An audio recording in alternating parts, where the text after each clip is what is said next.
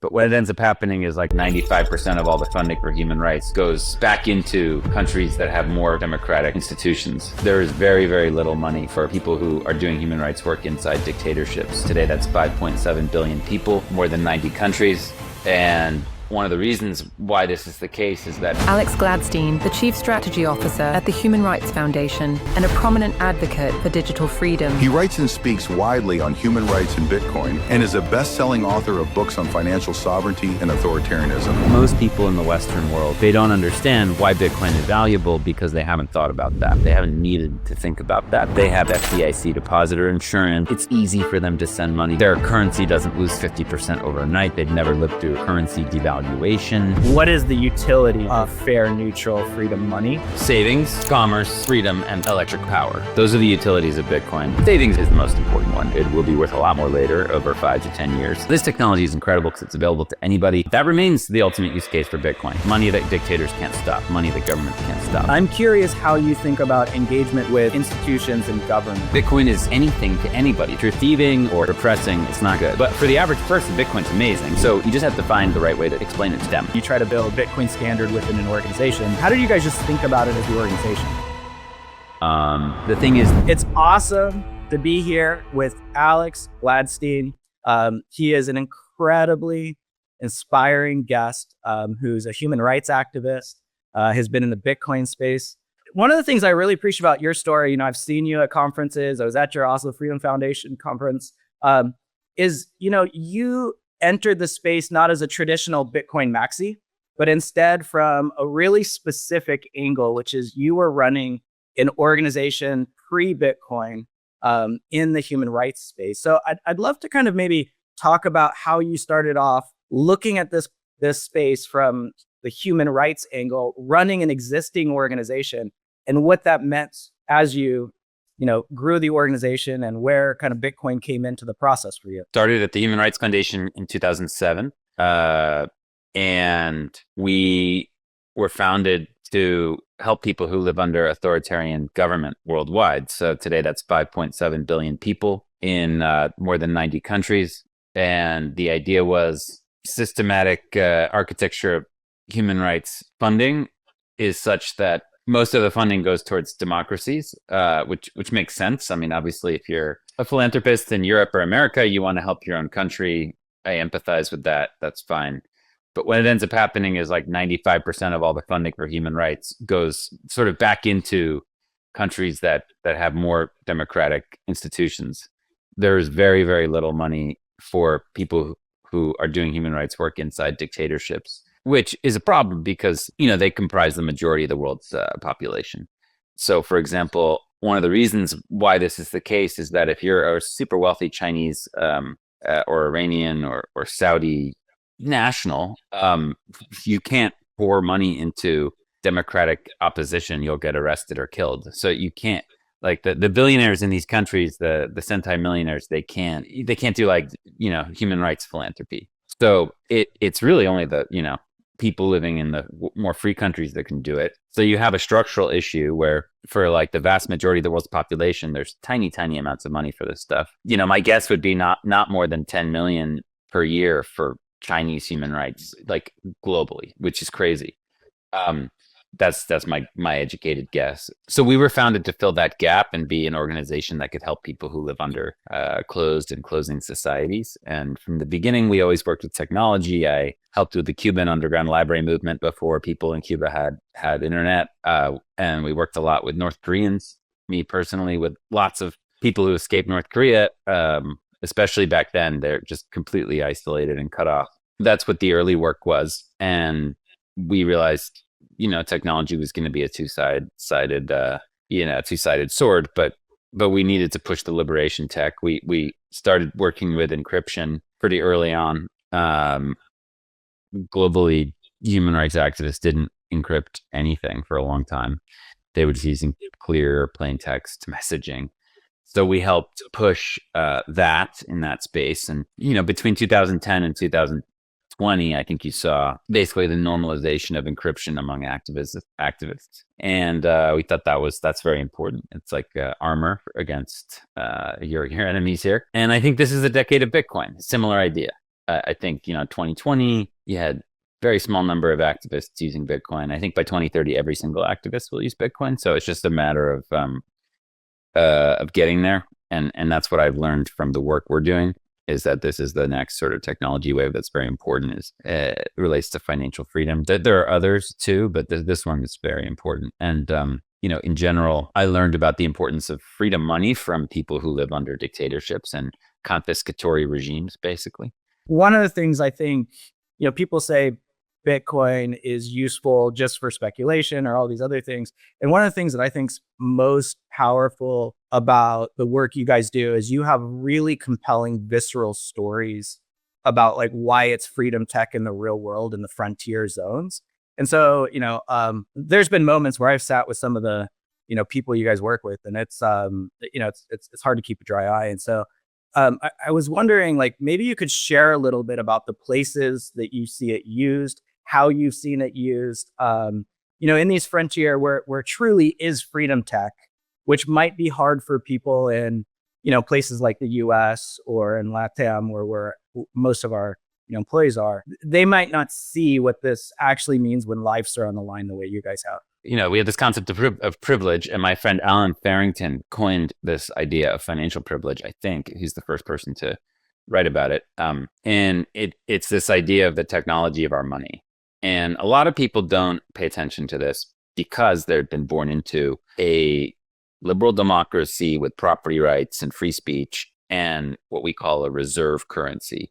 So a reserve currency is a currency that's so strong that other governments want to save in it, right? So you have basically the US dollar is the top dog here, the global reserve currency. But there's also other currencies like the euro, the British pound, the Canadian dollar, the Swiss franc, the Japanese yen, and to some extent the RMB, the Chinese yuan, where other countries are accumulating it, are willing to do business in that currency. But the overlap between the people who are born into a country that issues a reserve currency on the one hand, and on the other hand, a country that has property rights and free speech and essentially individual liberty, is about 1 billion people total. That's about 1 billion people out of 8 billion. So 7 billion people are missing either property rights or they have terrible currency that's collapsing. So what most people in the Western world don't realize, and maybe they're just ignorant, I think they should try harder, but they don't understand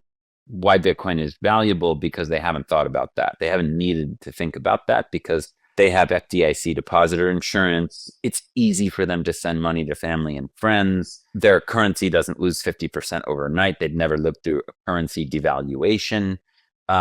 Their money literally works anywhere. Like you can go to with cash US dollars pretty much everywhere in the world, and that's valued a particular way. For most people in the world, their money is like a casino credit. Like it's completely worthless outside their country. That's the reality for most people, is that their currency is quite bad. The majority of the world's the super majority of the world's population. So we have this financial privilege that totally blinds us to the value of an open, neutral currency that works for everybody, where you can have this global economic system that anybody can plug into without asking permission from anybody else. That's completely revolutionary, but people don't get it because they're blinded by their privilege. And that's really the idea behind that terminology in the book. One of the things I've heard you talk about more recently is just what is the utility, of fair, neutral freedom money. I think one of the things we do at the organization is try to actually prove in a different part of the value chain than you guys, but try to prove that there's significant real value and utility. I think you've kind of articulated how you think about what the utility is when, again, I think in the Western world, it's really common to think just about savings or speculation when there's actual real, multiple cases where it's real money with real utility. So how do you just categorize the utility? Savings, commerce, freedom, and electric power. Those are the utilities of Bitcoin, or at least that's one way that I like to think about it. There are more. You can think of Bitcoin and its blockchain as like a clock, for example. There's ways you can stamp data into it, unstoppable ledger. So there's all kinds of other sort of, let's say, peripheral utilities or other ones, but let's just focus on for now. Savings is the most important one. And I know that's like what people immediately think of. They're like, oh, it's like digital gold, or maybe I'll save in it and it'll be worth more later. That's true. It will be worth a lot more later, over 5 to 10 years if you save in it. But what people again miss is that the average savings technology for the average person on this planet is cattle or sheet metal or a piece of paper that's issued by a corrupt government that devalues very, very quickly. So the numerical majority of people in the world, when they save, they're saving in a really bad savings technology. They don't have access to like the S&P 500 or to like gold. I mean, this is just not something that's available for a lower middle class person in Kenya or Brazil. It's just not an option. So so they're saving in something that's not really liquid, that has a very fragile value, et cetera, et cetera, et cetera. Bitcoin is such a massive upgrade on that. I mean, obviously right now it's in its sort of adoption phase. It's increasing the purchasing power of its users dramatically over time. If you want a good look at that, what you should do is you should look at when Bitcoin was created and look at how much Bitcoin it takes to buy an iPhone for every iPhone. 1, 2, 3, 4, 5, 6, 7, 8, 9, 10, 11, 12, 13, 14, 15. 16, and look how much Bitcoin it costs. It's unbelievable. I mean, so it shows you that it's actually increasing the purchasing power for its users over time. And it will continue to do that for a long time. But, that value is just missed. The very basic part of it is missed by so many people. So I've met countless people who were saved by this part of it, the savings aspect of it. Cuba, Lebanon, Turkey, etc. Their currency was going like this, and they couldn't necessarily get dollars. So Bitcoin. And like dollars are important. They're the world's hegemonic currency, but they're not going up.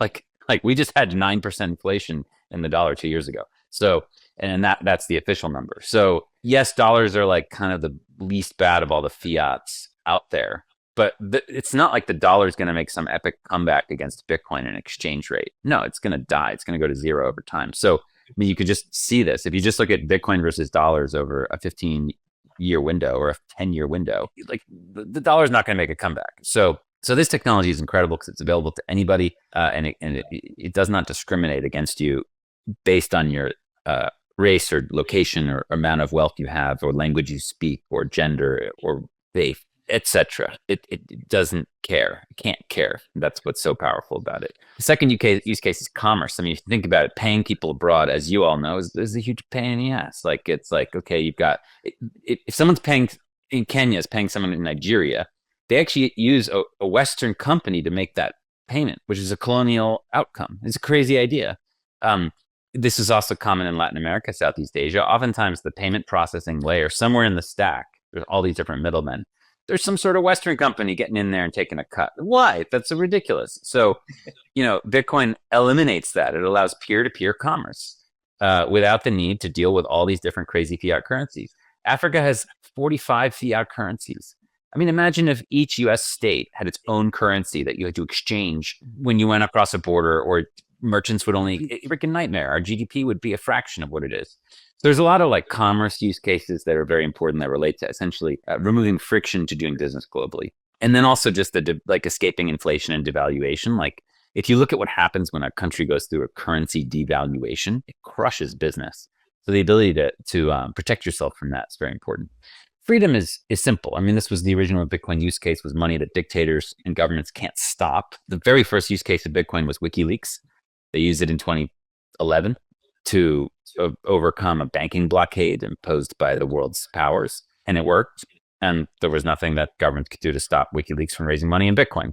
And I think Julian Assange made a 50,000% return over time.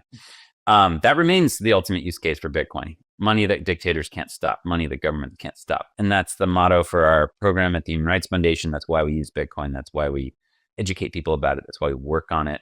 Like 30 years ago, you couldn't really financially deplatform people. It was kind of hard. We just didn't have the technology. Today, it's just like, if you speak out against a government in a particular country, your bank account is going to get frozen right away. Like, this is just basically step number one of any dictator now. Nicaragua, Hong Kong, Turkey, China. I mean, you name it. If you try to like dissent, your bank account will get frozen, and your ability to oppose the government will get stopped. So yeah, I mean, just defeating censorship and surveillance is really, really important as we move forward. I mean, Bitcoin is not a perfect privacy technology. It has issues, but the fact that you can use it without ID is very important. Like, think about it this way. If Ahrefs going to make a grant to a group in Egypt, we send a bank wire. It comes from the Human Rights Foundation, which is what a bank wire does. It has ID on it. I mean, the person's going to get arrested. It's crazy. If we send Bitcoin, they still have to fill out a form for us to give to the US government because we're a charity that's registered as a 501c3. But they don't have to tell the Egyptian government that they got the money. So this is really important.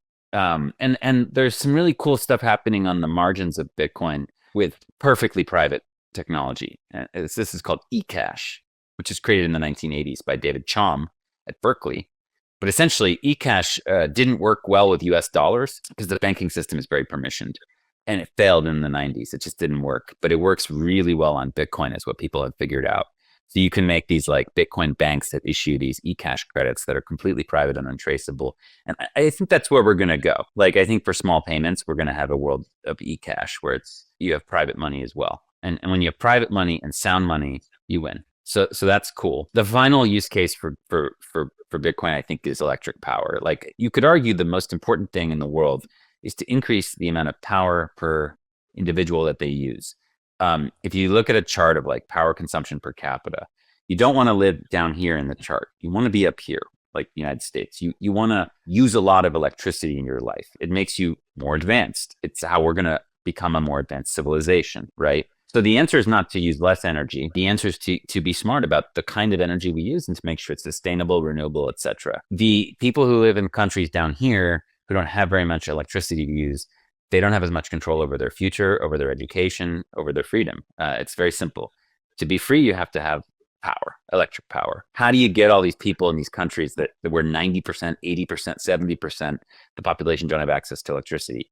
You know, what's going to fix that? And the current capitalist model doesn't really fix that. There's no incentive really for anybody to go in there. The aid, it has all these strings attached, takes forever.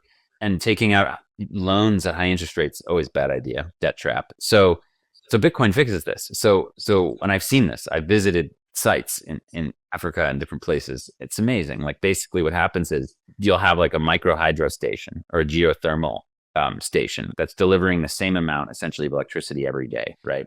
But the problem is there's no grid in these places. So the demand is variable. Like, the village sleeps at night, then you have all this waste electricity. So power company has to put it back in the ground. There's no one to sell it to. Bitcoin network buys 100% of whatever any power station cannot sell to the other users. So all of a sudden, the power company's making a lot more money. They have a lot more capital. The Bitcoin miner company makes money, like they're taking a cut. And the people who are receiving the energy pay less because when the power company can sell all the electricity, the average cost of power goes down. So everybody wins. It's amazing. So this is going to end up, Bitcoin's going to end up bringing power to all these people around the world where the current system can't do it or won't do it. And I think that's quite beautiful because it doesn't rely on altruism. It relies on self-interest. And that might be, in the end, it's, you know, obviously I'm very excited about the freedom use cases and the commerce use cases, the savings use cases, but power one might be the most important one in the end. It's going to totally change our relationship with energy. The thing that you, to me, show in all four use cases with the utility is it's all about incentive alignment, right? Like, that's part of the magic of the model of how Bitcoin was built is really incentive alignment. And there's so much there, but one of the threads you talked a lot about was, you know, the engagement model in different locations. And I'm curious how you think about engagement with institutions, because you have a different level of discussion than maybe like, you know, a typical technologist or a Bitcoin person with institutions and government. Well, I mean, look, you got to know your audience, right? Like, Bitcoin is anything to anybody. It's like a mirror. It's hard to imagine, you know, outside of like thieves and communists and fascists and dictators, Bitcoin's really bad for all of them.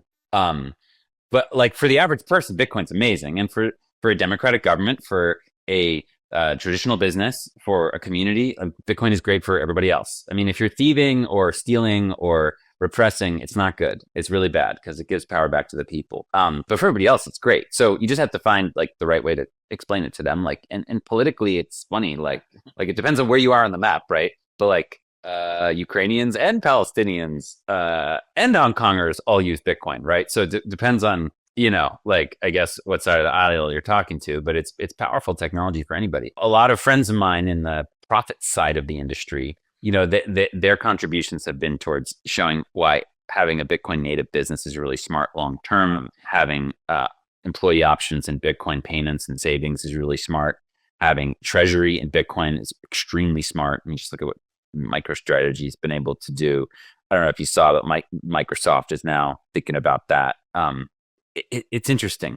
On the nonprofit side is where I've been focusing on, which is really on trying to get people to understand that Bitcoin, at least in the United States, it's a great donation technology. You don't have to pay capital gains when you donate it. The organization that sits on it doesn't have to pay capital gains if it's a nonprofit. It's an amazing grant making technology. It's just the people that make grants that I work with are so much happier when I tell them it's a Bitcoin payment than it's a fiat payment and they have to do a bank wire. It's like, what a pain. So Bitcoin's so easy to use globally. And then the Bitcoin strategy. Yeah, you get Bitcoin donations and you don't sell it for fiat. You give them away. And that limits, of course, the pace that you can do it at, but it also helps you appreciate the appreciation. Like it helps you enjoy the fact that every 4 years this thing's on a cycle, and it has like, you know, orders of magnitude in terms of how it rises in purchasing power against the dollar. Which, you know, unfortunately, too many nonprofits, they just sell the Bitcoin and they get it. I'm just like, this is such a disaster. Like what? Like I can't even begin to explain what a disaster that is for so many reasons. Like you're not taking the opportunity to learn about what this thing is. You're not saving it. You're not holding it. You're not learning about the importance of self-custody. I mean, there's just so many bad things about it. So I'm very against these companies that exist to like, yeah, we can help you accept Bitcoin payments and we'll take the Bitcoin. You pay us, we'll hold the Bitcoin, or we'll liquidate your shitcoins or whatever. Fine. But like, it's like, no, like you should pay me in Bitcoin. And I think that like nonprofits can learn that and governments are eventually going to, I mean, look, I mean, I don't think the average person understands this. Like Kenya and Ethiopia are really big countries. They're mining Bitcoin at the nation state level. Like this is happening. Like eventually all governments are going to do that at one level or another. And that's sooner rather than later. So mining, custody, infrastructure, it's all happening. Trade, like it's only a matter of time before some countries permit contracts to be done in this. So for example, you could imagine, you know, a country in the global south can turn its enormous abundant renewable energy resources directly into Bitcoin without asking anybody for permission. And then it can use that to buy the fertilizer or oil or machinery that it needs to advance. Currently, these small countries, they can't do that. They can only buy that stuff in US dollars or in euros. So for example, like if you're Ghana, you issue cedis. You can't buy something from Boeing with cedis. They'll laugh at you. No, get dollars and then come back to us and we'll talk. They can't buy dollars on the market. It'll crash the currency. So they either borrow dollars at high interest rate, which is really bad. And that's what they've been doing for decades. And that's why there's a global debt trap in third world countries. Or they have to do business with the US or Europe to get the dollars in their account. So they have to sell things to us that we want instead of making things that they need. This is how the global trade system is completely broken. So if all of a sudden, and as you all know, economics is all on the margin, if on the margin they could produce a currency from renewable energy that they could use to buy the things they need, it would change everything. So that's going to happen. That's incredible. And that's going to happen over the next 2 to 3 decades. Maybe to bring it closer to home, one of the things, you know, we've had to really figure out over time, and I think you guys were one of the first in your team I heard talk about how do you use Bitcoin within the organization, you know, and so, you know, we're talking about governments and institutions, but I think you guys had to actually really think at the leading edge and what does it mean in the organization, just process wise, right? When you started receiving it in places like Eastern Europe, et cetera. So like, how do you think about it inter-organization? Because I think you guys were leading there. We've had to figure out a bunch of things that, you know, were non-obvious when you try to build, you know, a Bitcoin standard within an organization. You were one of the first nonprofits to do that. So how did you guys just think about it as the organization? We engaged with Bitcoin very early. We started getting donations in 2014. You know, we sold a lot of it in 2018, which I was fine with. Like, you know, in that process, I was able, at that time, I was able to think about, well, what would it look like if we started to do like kind of a treasury idea? And a lot of our donors were excited about that. And that's been amazingly transformative for us. So like, I would say that any nonprofit should look into this just from a treasury point of view. Bonuses and payments for contractors in Bitcoin and for grantees. I think it's all voluntary. You never want to force this on anyone. But I like the fact that now when we make a payment, usually we're like, do you want it in dollars or do you want it in Bitcoin? We just give the option. And then like, people will be like, huh, what? Oh, interesting. And we've had a lot of activists over the years be like, I want the Bitcoin. I don't want a bank wire to my bank account. I don't have any control over that. There's no freedom there. I want freedom money. Okay. So you're seeing a lot more of that lately. So, I mean, we're obviously in a unique case. We're a global human rights organization, but look, I think that any business eventually is gonna want this for itself and for its customers. Yeah. Kind of as we wrap up, I think one of the things your book really did was, turn a little bit of the page for people who grew up with financial privilege, and you're talking to an audience that works in Silicon Valley or works in a tech company, has a business background, and so maybe as we just close, like, what should we all do, as people who care but are fortunate to have some level of financial privilege? Like, how would you empower kind of everybody with this message? Like, what's the call? I mean, it's very clear. The computerization and digitization of our lives was putting us directly down a path of dystopia, of 1984 police state. That's where we were heading. As authorities got more data on us, and as we willingly gave up that data for convenience in our apps and in our lives, there was only one outcome, only one destination: total control. But these people called the cypherpunks had a different vision. They realized there was an escape, and 40 years ago, they started building freedom technology to prevent that from happening, to prevent that outcome from happening. And they started with peer-to-peer encryptions with PGP, and they moved on to digital cash, and they were able to make it in Bitcoin. And now we have other technologies like Nostr, which you should definitely check out. It's very important. It's a different way of rewiring the internet so that you have control over your reputational ID on the internet, and that you control your data and preferences, and you can move between clients instead of get trapped inside them. But now we have these tools like Bitcoin and encrypted messaging and Nostr and eCash, and we need them, and we can use them. And the coolest part is that they're all open source. They're not owned by anybody. There was no pre-mine. There was no VC in any of the things I just mentioned. They were all completely open source and open for anybody starting day one.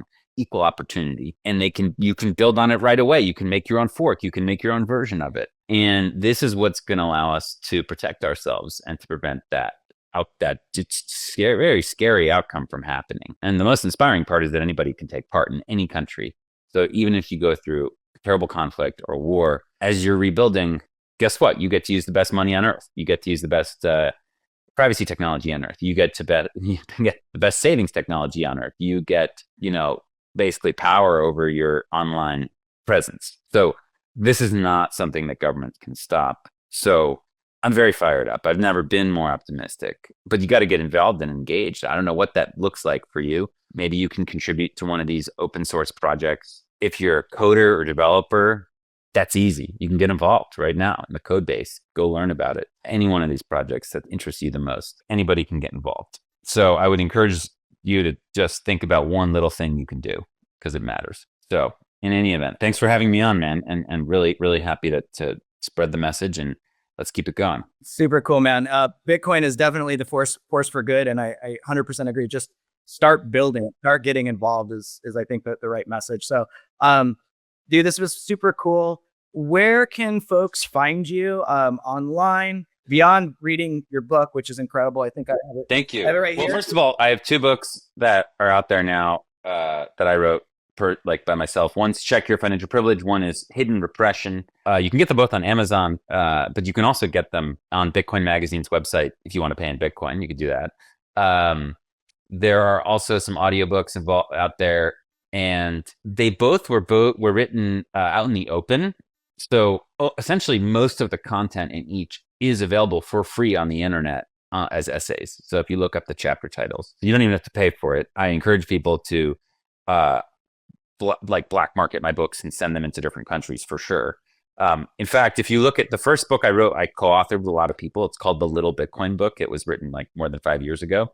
But if you look at littlebitcoinbook.com, you'll see it's in like 25 languages, and it's all just free PDFs. So it's like, it's been sent into Iran, North Korea, etc. So I'm all about it. So you want to pay, great. You don't, that's also fine. So that's the way I've looked at it. And we're just trying to get the educational content out there. But anyway, thanks for having me, and I hope you guys have a great weekend.